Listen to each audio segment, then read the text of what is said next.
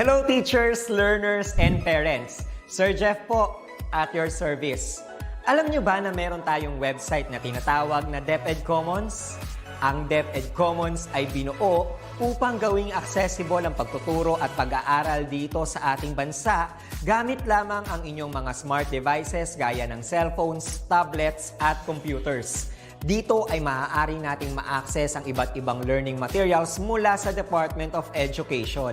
Meron itong mga interactive materials, electronic self-learning modules, at instructional video lessons mula sa DepEd TV na tiyak na makatutulong sa pag-aaral ng mga mag-aaral galing ka man sa public o private school.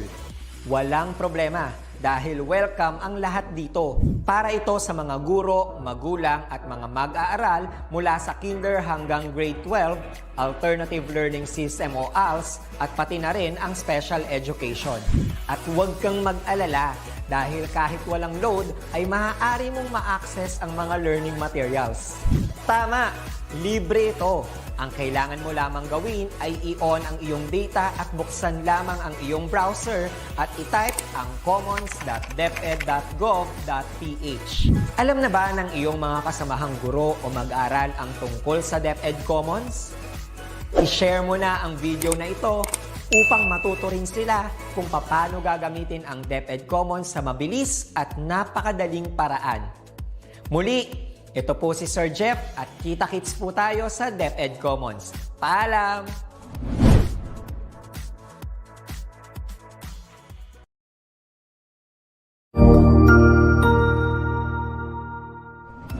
Magandang araw, Sir Wilbur po, at your service.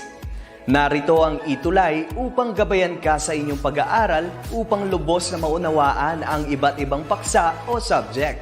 Ang ETULay ay isang free online tutorial class na pinangungunahan ng ICT's Educational Technology Unit sa pamumuno ni Undersecretary Elaine Del B. Pascua. Ang programang ito ay hindi lamang para sa mga bata, kundi ito rin ay magsisilbing gabay sa mga magulang at mga guro kung paano nila ituturo o gagabayan sa bawat asignatura ang kanilang mga anak o mga estudyante. Sa kasalukuyan, ang self-learning module mula sa rehiyon ng Calabarzon at kilala sa tawag na Pivot ang ginagamit sa ating ETULay online class. Kaya ano pang hinihintay ninyo? Ihanda na ang inyong mga ballpen o lapis, papel o kwaderno at samahan kaming itulay ang pagkatuto para sa bawat batang Pilipino. Sama-sama tayong magtutulungan para malampasan ang mga hamon sa panahong ito. Halina't matuto kasama ang inyong online tutor sa oras na ito.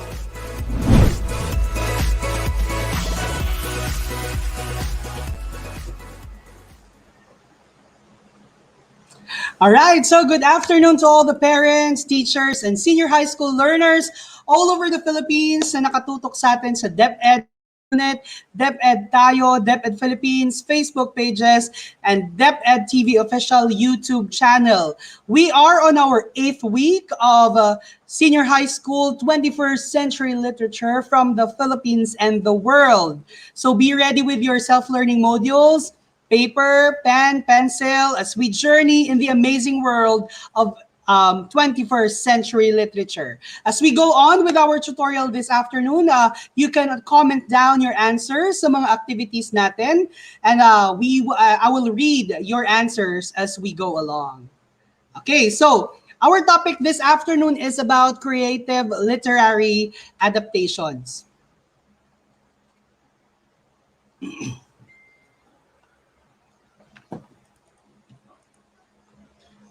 Just wait a little bit because my cursor is... Okay, here we go. Okay, here we go. So, literary genre. So we will be talking about literary genre. So literary genre is also known as a type of literary composition which is easy to understand with the right amount of knowledge that you have gained in your modules, in the previous modules that we had, that we have discussed about cultural diversities of the 21st century literature from across the globe. So in this lesson, you will encounter new literary piece, a parable, as related to the literary genre. Incorporated in this lesson is the use of multimedia that plays an important role in presenting a creative version of a certain literary piece. You have to learn how to use these multimedia to further alleviate the quality of your learning outputs. Right.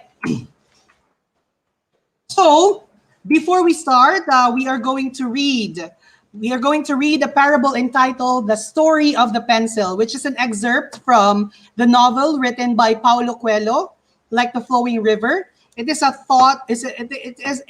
thought-provoking story about a nondescript object that gives a powerful message. We are going to read the story. I'm going to read the story aloud, and you can read with me as well, and find out how the author creatively portrays the parable. Before we read, let us familiarize ourselves with the author's achievements. Of course, we have Paulo Coelho. Paulo Coelho is the pride of Brazil, whose novel, The Alchemist, became a worldwide phenomenon. One of the best-selling books in history, with 190 million copies sold and translated into 80 languages. So, Paulo Coelho is also a musician and a lyricist prior to pursuing a writing career as a novelist. He published 30 books, majority of which are novels, and he is the recipient of international awards. Among these awards are the Spain's Best International Writer for 2008, Denmark's Hans Christian Andersen Award for 2007, and Mexico's Las Pergolas Prize in 2006, and of course, the American Wilbur Award in 2006. Hello, good afternoon, watching from San Miguel, Bulacan, watching from Caloocan City, from Butuan, District Division of Butuan City, Caraga Region. Thank you so much. Okay, so we are going to read the story of The Pencil by Paulo Coelho. Nahulog pa yung ano. Okay, let's start. The Story of the Pencil by Paulo Coelho. The grandchild was looking at his grandma writing for a letter. Suddenly he asked, "Are you writing a story about us? Is it by chance a story about me?" The grandma stopped writing, smiled, and said to her grandchild, "Indeed, I am writing about you. However, more important than the words is the pencil that I am using. I hope you will be like this pencil when you grow up." The child looked at the pencil with curiosity, but could not see anything special. "But it is exactly the same as every other pencil I saw in my life." It is all in the way you look at things. There are 5 qualities in that pencil that, if you will be able to maintain, will make you a man in peace with the world, with the whole world. First quality, you can make big things, but never forget that there is a hand guiding your steps. This hand, we call it God, and he will always have to address you towards his will. Second quality, sometimes I have to stop writing and use a sharpener. This makes the pencil suffer a little, but at the end, it will be sharper. So learn to bear a little pain because it will make you a better man. Third quality, the pencil always allows us to use an eraser to cancel mistakes. Understand that correcting something we did is not necessarily a bad thing, but something fundamental to keep us on the right path. Fourth quality, what is really important in the pencil is not the wood or the shape, but the lead that is inside of it. So, always be careful of what happens inside of yourself. At the end, the fifth quality is always leave a sign. In any case, be aware that everything you do in your life will leave trails. Try to be conscious of every single action. So that's The Story of the Pencil by Paulo Coelho. All right, so this time we are going to answer activity 1. Based on the story that we have read, you're going to choose an emoji from below to describe the feeling that fits each description. Write your answer before each number. So you have here the emojis. Below we have determined and confident, sad, contented and happy, worried and proud. Okay, let's begin. Number 1. A sharp-edged pencil in writing signifies being smart and clever. The correct answer is proud. Tama. So a sharp-edged pencil in writing signifies being smart and clever. That's correct. Let's proceed. A broken pencil suggests problem and heartbreak. Anong emoji kaya ang bagay sa line na ito? You are right. Sad. Number 3. Let's proceed with number 3. A newly sharpened pencil implies regaining one's strength, thus being ready to face the world again. Is it determined and confident, sad, contented and happy, worried, or proud? Hello, Percy Baptisma Galarion. Watching from Upper Bulanan Elementary School, Midsayap North District, Cotabato Division. All right, so the correct answer for number 3 is determined and confident. You are correct. Number 4. A bigger shaped pencil implies gaining body weight caused by stress, imbalanced diet. Ano kaya ang tamang emoji para dito? Worried. Okay. And the last item. Nauna na yung emoji. Excited kasi yung emoji kaya nauna siya sa animation. Okay, for number 5, a writing pencil is similar to you while you are into doing your responsibility and duty to your work and family. So the correct answer is contented and happy. Kasi kapag contented and happy ka, excited ka. Kaya nauna yung emoji natin. All right? So you are right. All right. So parable and fable are being compared with one another most of the time because of their confusing characteristics. Both have many aspects in common, but with more similarities and differences. So let's check. Ano nga bang pinagkaiba ng fable and parable? So a fable is a brief story illustrating a moral or revealing general truth about human nature. A parable is a short story designed to allegorically teach some religious principle, moral, lesson, or general truths. And fable often includes talking animals or animated objects or inanimate objects as the principal characters. For the parable naman, this includes real or literal occurrences to which anyone can relate. And for the fable, example of that is the ant and the grasshopper. And for the parable, the plant sower. Okay, so that's the difference between a fable and a parable. So multimedia and its concept.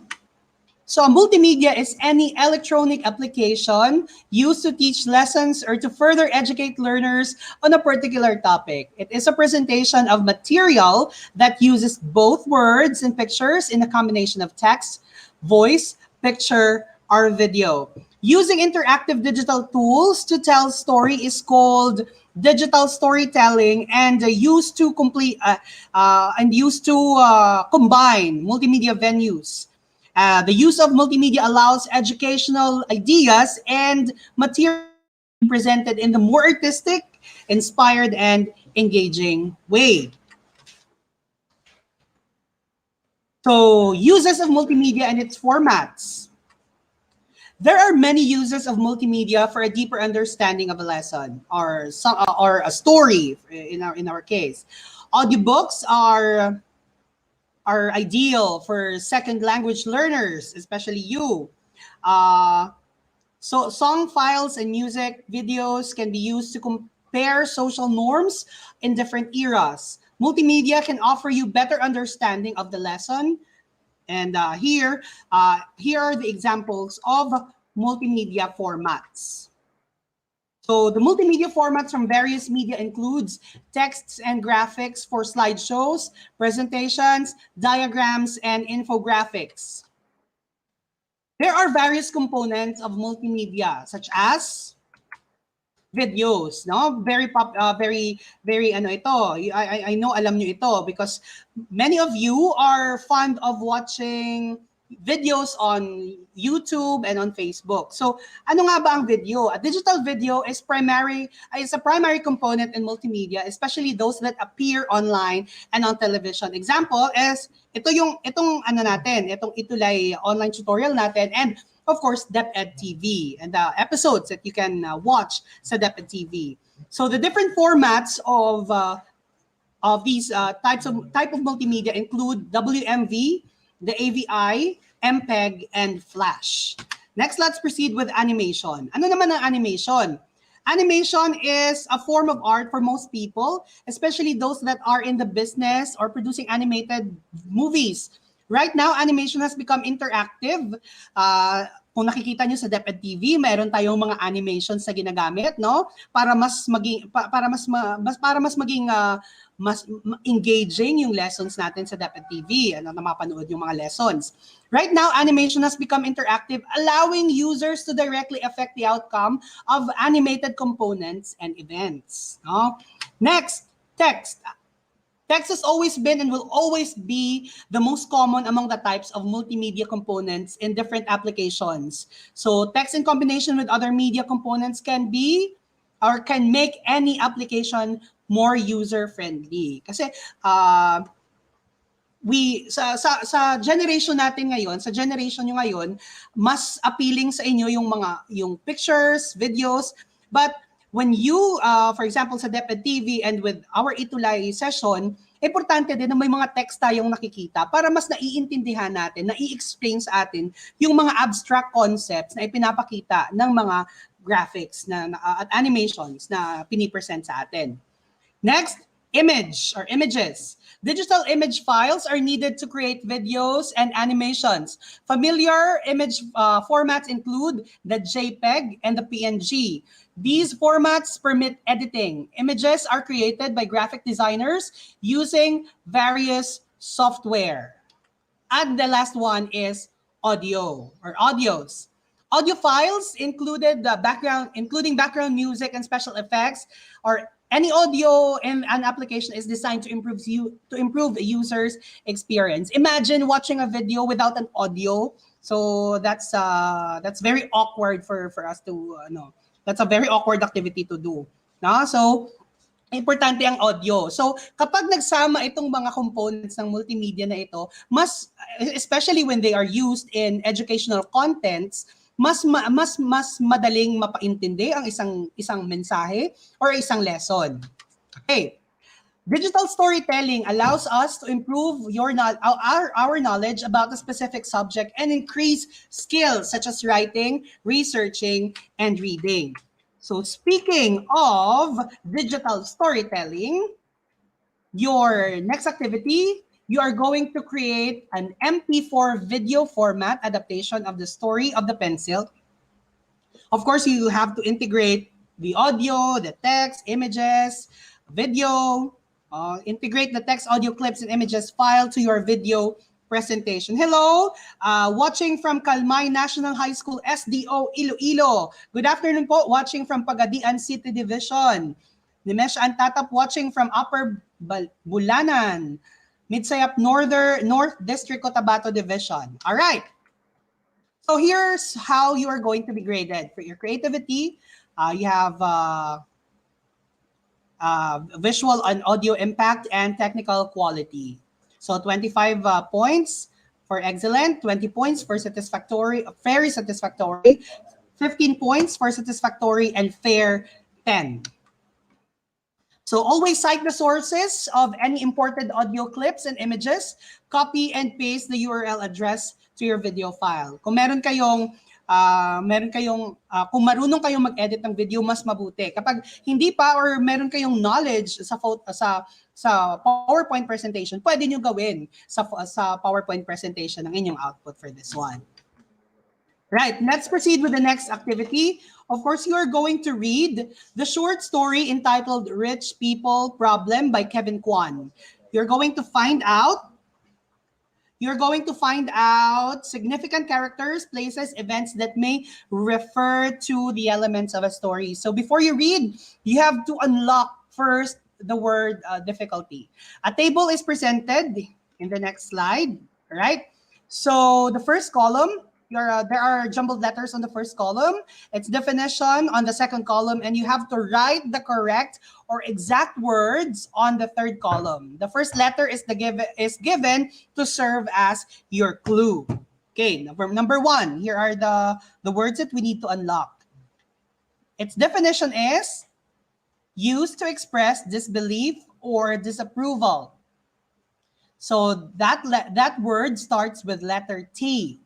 So we have here our jumbled letters, T, T, E, D, T, U.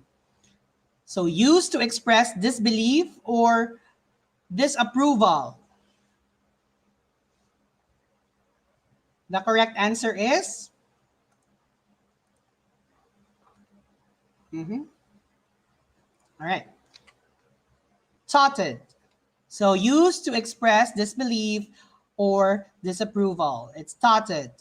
Next, a person employed to drive a private car. Hello, let's CT, watching from Naes SDO Malabon City. Watching from Cebu Division, Lisbeth, Kate. Sino pa? Rosa Kagatan. Good afternoon po. Watching from Pagadian City Division. Hello po sa inyong lahat. Number two, a person employed to drive a private car. So we have here the clue. So the word starts with letter C. So we have here our jumbled letters, F-E-U-R-C-H-A-U-F. The correct answer is chauffeur. No, that's a chauffeur. A person employed to drive a private car. Next, to agitate with a light, rapid motion. We have here our jumbled letters, S, K, W, H, and I. So our clue, the word starts with W. To agitate with a light, rapid motion. What do you think is the correct answer? The correct answer is to whisk. Whisk. To agitate with a light, rapid motion. Okay, so next one, number 4. A deep respect for someone or something. It starts with letter R. And we have here our jumbled letters, R-E-N-C-E-R-E-V-E. Okay? A deep respect for someone or something. The correct answer is reverence. Okay? A deep respect for someone or something. That's reverence. Next, number 5. Normal or usual due to its being familiar. Normal or usual due to its being familiar. It starts with letter A and the jumbled letters T-O-M-E-D-A-C-C-U-S. So what do you think is the correct answer? The correct answer is accustomed. Normal or usual due to its being familiar. Next, number 6. A business person of exceptional wealth. A business person of exceptional wealth. We have here our jumbled letters, C-O-O-N-T-Y. Right, so it starts with letter T. The correct answer is, tama, it's tycoon. Tycoon, a business person of exceptional wealth. Sino ang gusto maging business tycoon dito sa inyo? Okay, so you have to work hard, no? At alalahanin natin yung mga lessons ng the story of the pencil, diba? Next, number 7, a place offering favorable opportunities. A place offering favorable opportunities. It starts with letter H. We have here our jumbled letters V, E, N, H, and A. The correct answer is tama, haven. Okay. Number 8, lack of interesting quality. Lack of interesting quality. Hello po, Hens Heneth Tabiraw. Hens Heneth Tabiraw, gusto daw niyang maging business tycoon in the future. Of course, kayang-kaya mo yan. Just work hard para maabot mo ang mga pangarap mo. And don't forget, basahin muli yung kapag na-miss basahin yung The Story of the Pencil, basahin mo. I'm sure makakatulong yun sa iyo para makapag-reflect ka pa sa mga desisyon mo sa buhay. Diba? Lack of interesting quality, number 8. What do you think is the correct answer? It starts with letter N. Sophia Lauren Abatong. Okay, watching from Naes SDO, Malabon City.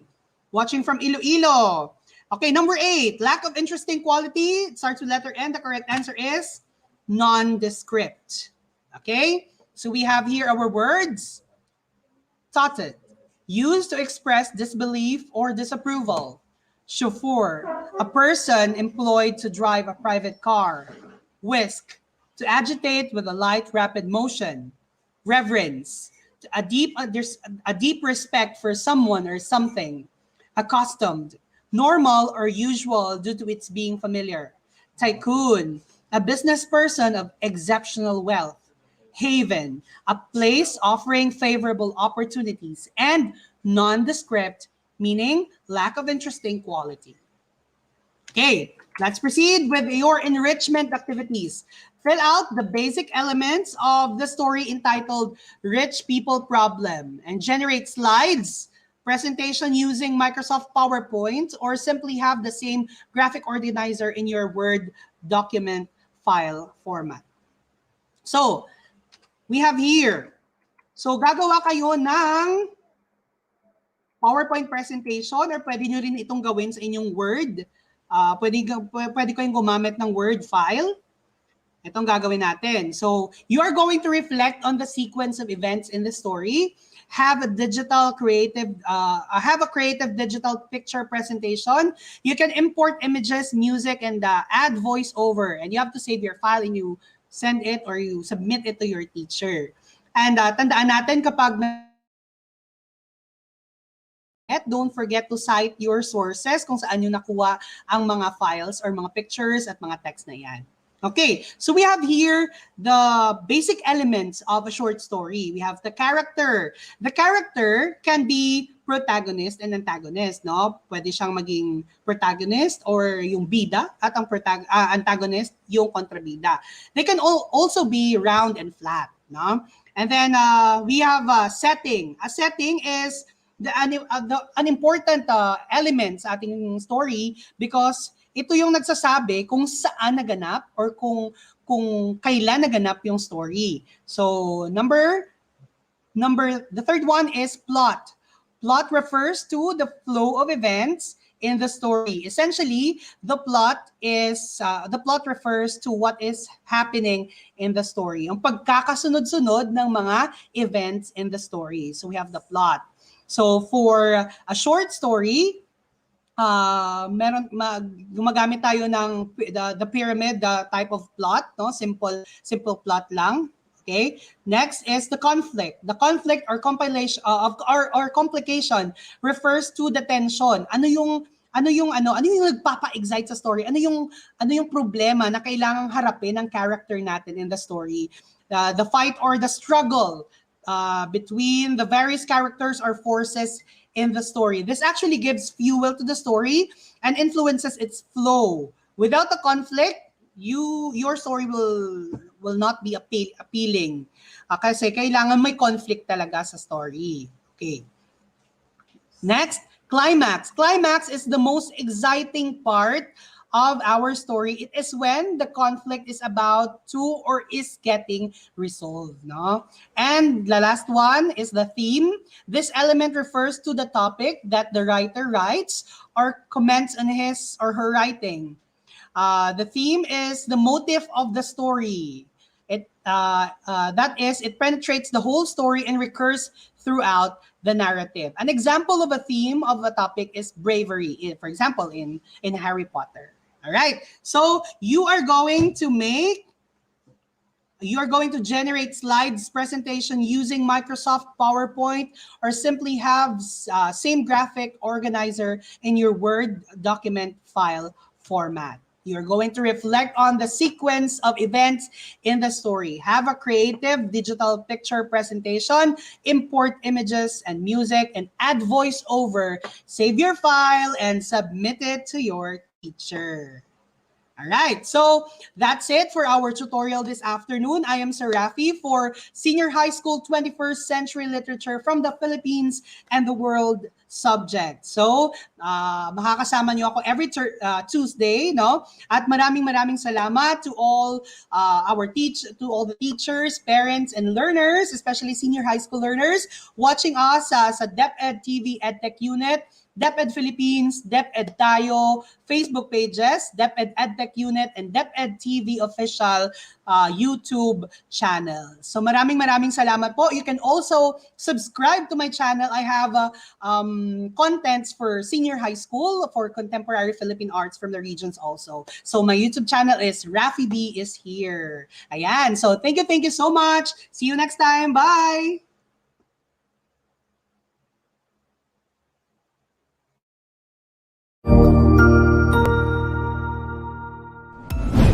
Sigurado ako na marami ka na namang natutuhan sa ating ETULay tutorial session ngayong araw.